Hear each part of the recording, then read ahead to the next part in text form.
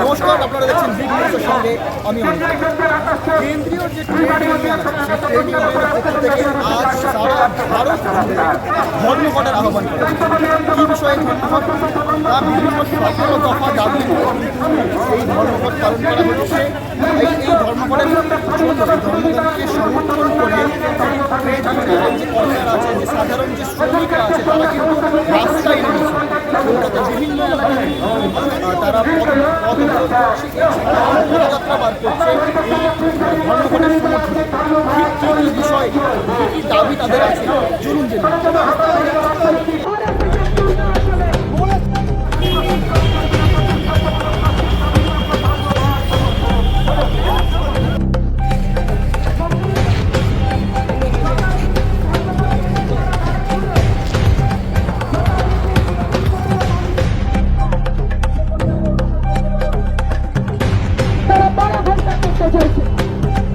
সারা দেশের মানুষ, সারা রাজ্যের মানুষ প্রত্যেকে এই নীতির বিরুদ্ধে পথে উঠেছে।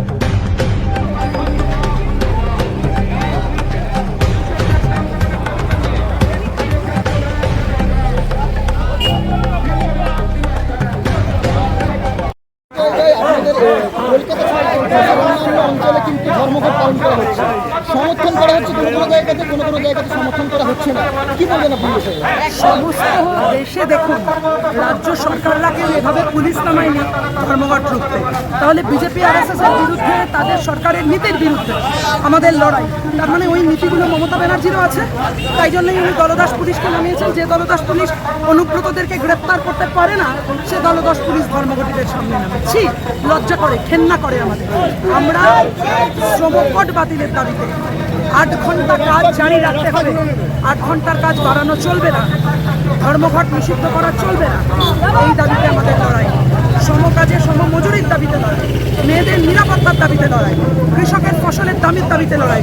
এই দাবিগুলো সমস্ত মানুষের দাবি, গরিব প্রান্তিক মানুষের দাবি। তামান্না খুনের বিরুদ্ধে আমরা কথা বলছি। তামান্না বাংলার নিজের মেয়ে না, মমতা ব্যানার্জি বাংলার নিজের মেয়ে বলেন নিজেকে। সাউথ ক্যালকাটা ল কলেজে ওর দলের মনোজিৎ মিশ্র ধর্ষণ করলো। বাংলার নিজের মেয়ে না ওরা? আসলে নিরাপত্তা দিতে পারছেন না। বিজেপি আরএসএস এর দুর্গা, বিজেপি আরএসএস এর হয়ে এই রাজ্যকে চালাতে চাইছেন। আমরা তাই বলছি, আমাদের ধর্মঘট শ্রমিকের জন্য, কৃষকের জন্য, প্রান্তিক মানুষের জন্য, মহিলাদের জন্য, সবার জন্য এই ধর্মঘট। গোটা দেশ তাকিয়ে দেখুন, ব্যাংক দেখুন, বিমা দেখুন, ডক দেখুন, রেল দেখুন, সফল হচ্ছে এই ধর্মঘট, সফল হবে। 17 দফা দাবি নিয়ে কেন্দ্রীয় যে ট্রেড ইউনিয়ন তাদের মিছিলের আয়োজন করা হয়েছে। তাদের 17 দফা দাবির মধ্যে পড়ছে যে 8 ঘন্টা কাজ, 8 ঘন্টা ঘুম আর 8 ঘন্টা বাকি বিনোদন। এই 8 এই ছকে কিন্তু তাদেরকে কাজ করাতে হবে। তাদেরকে কিন্তু ওদের দাবি অনুযায়ী 12 ঘন্টা বা 14 ঘন্টা কিন্তু কাজ করানো চলবে না। এছাড়াও তারা মূল্যবৃদ্ধির জন্য বিভিন্ন যে প্রিকশনস আছে সেগুলি কিন্তু নিয়েছেন এবং মূল্যবৃদ্ধির বিরুদ্ধে তারা কিন্তু স্লোগান দিচ্ছেন। ঠিক এই বিষয়ে তাদের আজকে ধর্মঘট। ক্যামেরায় গোবিন্দর সাথে আমি অনিকেত, আপনারা দেখছেন বিগ নিউজ কলকাতা।